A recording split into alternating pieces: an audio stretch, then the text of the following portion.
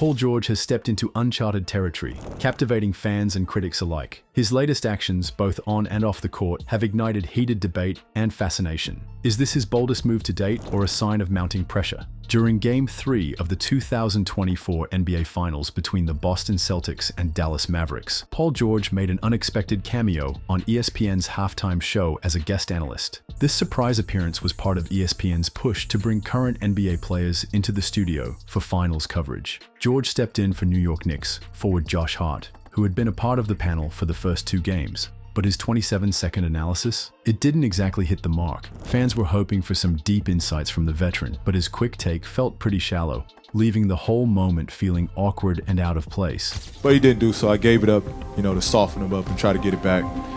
I talked to CJ about it. Situations like that, I gotta get the last. The whole situation had people wondering what George's segment was even about. Was it just poor planning or a simple mistake? Fans flooded social media, venting their frustration and confusion over how little substance was packed into his appearance. Some thought the brief analysis was a major misstep, while others speculated it might have been a last-minute change or a scheduling mix-up. This uncertainty only added to the growing sense of disappointment surrounding the segment. Whatever the reason, that moment showed just how much expectations can shape how people see things. With a player like George, fans were expecting more than a brief appearance. It left everyone curious, wondering what caused such an odd and confusing moment in the NBA Finals. The intensity in a game like that, when everything's on the line and you need that last shot, hits hard. Those were harsh words, but with the series hanging by a thread, down by 3 in Game 4, at least the world thought they could count on Paul George to get the job done. They somehow got possession back with 6 seconds left. George, trying to get free, shot for the tie and missed everything. He hit the side of the backboard. James grabbed the rebound, sealing the kind of afternoon it had been for PG. Tough shot. Not even close. In the locker room, disbelief took over. Someone muttered, "Season's over. Time to go home." CJ even jokes, referencing a Gatorade commercial with the clock winding down, saying, "Ball game." It was brutal. Publicly airing grievances about his own teammate should have never happened. Criticizing a teammate in front of the media, whose job it is to amplify every word, was a terrible decision. Paul George, shortly after that, would go out with the season on the line, scoring just 15 points on 23% shooting and missing a game winner. It felt like poetic justice. George, who had no problem talking smack about playoff P, George fires and hits the 3. He has offense to operate with that kind of stickiness in the ball. They're not getting it off to the first available player. Silky smooth Paul George. made it clear to the media that he was ready for the showdown with Mitchell, saying, "I'm used to these moments. I'm used to playing against the best offensive guys." But Mitchell had other plans, outplaying him with an average of 28 points per game, ultimately sending the Thunder packing in 6 games. Once again, George's bold words came back to bite him. Talk on social media about you, and we know you heard it and saw some of it. What type of response was this? Whatever it was, the bubble got the best of me. I was just in a dark place. Paul George, once the cornerstone of the Los Angeles Clippers, has taken his career in a bold new direction. In June 2024, he stunned everyone by turning down a massive $48.7 million player option with the Clippers, signaling that a change was coming. Not long after, he landed with the Philadelphia 76ers on a game-changing 4-year, $212 million deal. The move reunited him with Daryl Morey, the former Rockets executive who had worked with him in Houston, adding a nostalgic twist to the fresh start. Since joining Philly, George has been nothing short of a game changer. He's been lighting it up on offense, including a spectacular 33-point performance against the Charlotte Hornets on December 17th, 2024, where he hit 6 three-pointers and led the Sixers to a 121-108 win.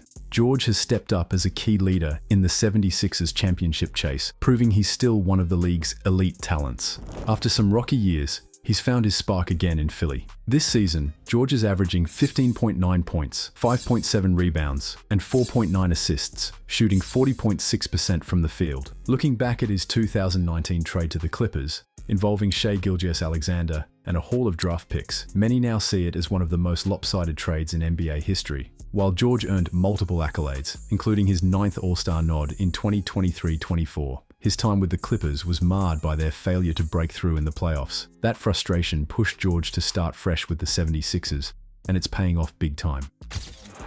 I was just in a bad place, and I found my way. I'm back.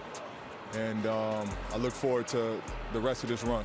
Now with the 76ers, George joined forces with Joel Embiid and Tyrese Maxey, creating an exciting trio with serious championship potential. Fans and analysts couldn't wait to see how George's scoring, leadership, and defense would take the 76ers' title chances to the next level, especially as they look to dominate the Eastern Conference.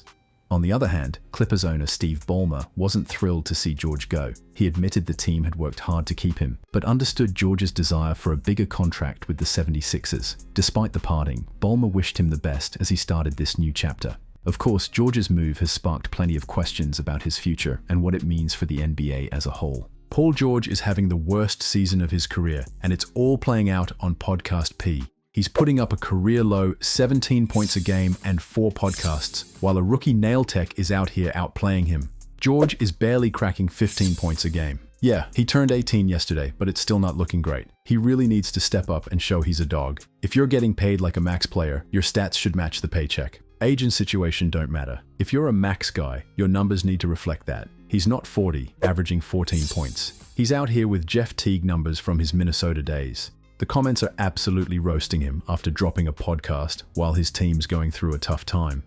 Using the team's downfall for clickbait just to get views. That's low. A max contract for a podcaster? Seriously. Did the game hurt and fired up a podcast? 2-2 record. Yikes, just yikes. Dude, just retire and do this full time. You're done. And it's obvious you don't care about the game anymore. Honestly, watching him get grilled is pretty hilarious. He's never really done anything wrong throughout his career, but man, he just doesn't know when to keep quiet. Speaking about his time in LA after signing with Philly, that was a wild move. In the midst of the whirlwind that was returning to Los Angeles, there was a moment of reflection. A sense of nostalgia lingered, but so did the realization of how much had changed.